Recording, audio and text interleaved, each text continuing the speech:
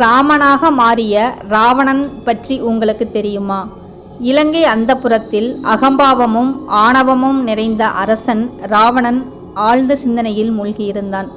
ராமன் உருவில் சென்று சீதையை பார்த்தால் அவள் எளிதில் ஏமாற மாட்டாளா என்ற எண்ணம் அவன் மனதில் எழுந்தது.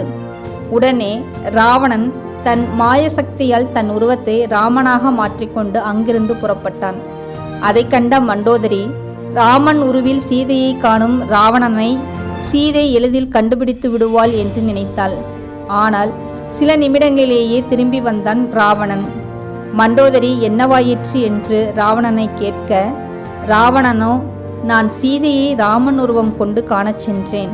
ஆனால் போகும் வழியிலேயே மாற்றானின் மனைவி என்ற எண்ணம் என்னை உறுத்தியது.